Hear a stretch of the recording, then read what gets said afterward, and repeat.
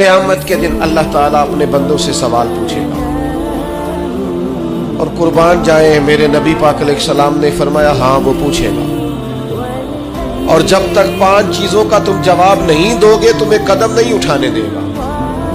یا رسول اللہ کون کون سی 5 چیزیں؟ فرمایا اللہ پوچھے گا تم سے، بتاؤ عمر کہاں گزاری؟ بولو میں نے زندگی دی، صحت دی، عافیت دی، کہاں کہاں بتا کے آئے وقت؟ اور اسی پر دوسرا سوال یہ کرے گا مالک کہ عمر کا بہترین حصہ تھا جوانی کا، جب تھکاوٹیں نہیں ہوتی تھی، جب کھڑا رہا جا سکتا تھا، محنت مشقت جد و جہد ہو وہ بہترین حصہ جوانی کا کہاں گزارا؟ تیسرا سوال مالک کرے گا بتاؤ نا مال کہاں سے کمایا؟ اور چوتھا سوال یہ تھا کمانے کے بعد بھی مالک تم نہیں تھے، گویا دیا تو میں نہیں تھا نا، تو بتاؤ پھر لگایا کہاں پہ تھا، خرچ کہاں پہ کیا؟ ثم لتسألن یومئذ عن النعیم، ایک ایک نعمت کے بارے میں اللہ پوچھے گا۔ اور 5واں سوال اللہ پوچھے گا بتاؤ جو تم جانتے تھے تم نے اس پر عمل کتنا کیا؟ جس کا تمہیں پتا تھا، جس کا تمہیں شعور تھا، اس پر تو اللہ سوال پوچھے گا۔ سیدنا امام جعفر الصادق رضی اللہ تعالیٰ عنہ سے ایک شخص نے پوچھا تھا میں دین کی تبلیغ کرنا چاہتا ہوں، کوئی طریقہ بتائے؟ آپ نے فرمایا تو دین پہ عمل کرنا شروع کر دے، دین کی تبلیغ ہونی شروع ہو جائے۔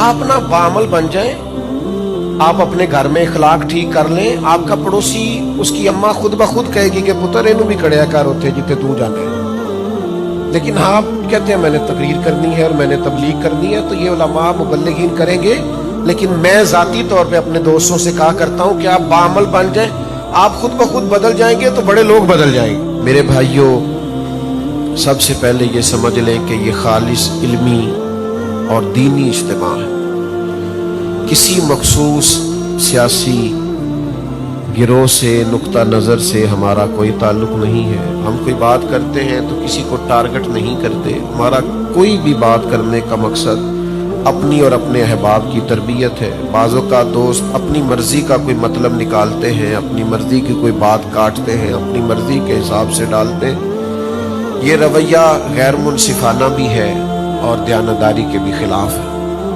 ہم اپنا ایک منشور رکھتے ہیں، اپنا ایک دستور رکھتے ہیں، اور وہ دستور ہم نے کبھی سوشل میڈیا دیکھ کر تبدیل نہیں کیا اور کسی کی جذباتی باتوں میں آ کر کبھی بدلا نہیں۔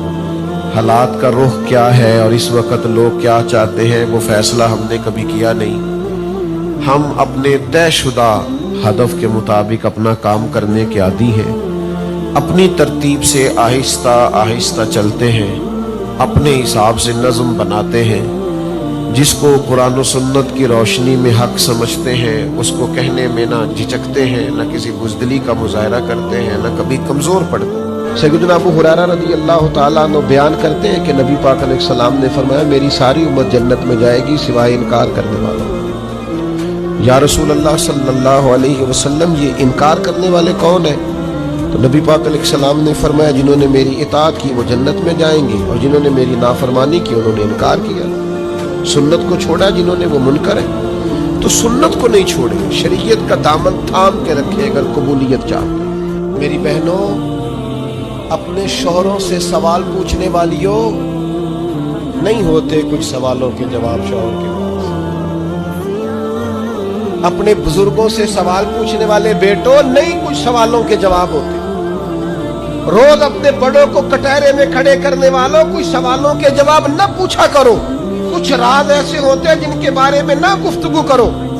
پوچھا خاتون کیوں چھوڑ کے جا رہے ہو؟ جناب ابراہیم چوک پہ پھر پوچھا کیوں چھوڑ کے جا رہے ہو؟ وہ خاموش ہے کیونکہ بات ہی بڑی انوکھی ہے، بیٹے کو چھوڑ آنا، بیوی کو چھوڑ آنا، ایسی جگہ جہاں کھیتی کوئی نہیں، پانی کوئی نہیں۔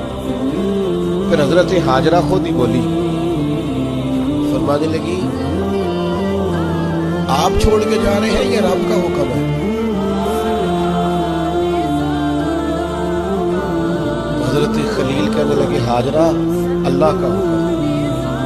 تو تسلی حضرت ابراہیم نے دینی تھی نا کہ ہاجرہ فکر نہ کرنا، رب کا حکم ہے، تو گھبرانا نہ، یہاں خیر ہو۔ جب حضرت حاجرہ نے سوال کا جواب لیا، اللہ کا حکم ہے کہ اللہ کا حکم ہے، اب حضرت حاجرہ بولتی ہیں اور جناب خلیل سے عرض کرتی ہیں ہماری فکر نہ کرنا، اس لیے کہ جس رب نے کہا ہے نا یہاں چھوڑ جاؤ وہ بڑا کریم ہے، وہ ہمیں ضائع کبھی نہیں کرے گا۔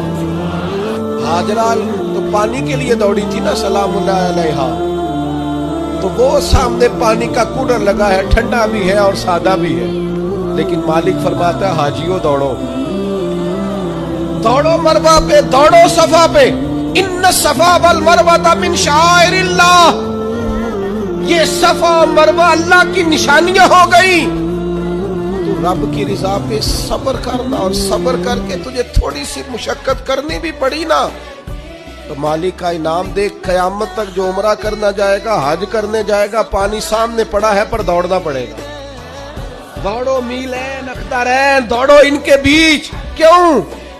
پسند آ گئی ہے نا جناب حاجرہ کی ادا، پسند بھا گئی ہے جناب حاجرہ کی ادا، کمال کر دیا جناب حاجرہ نے۔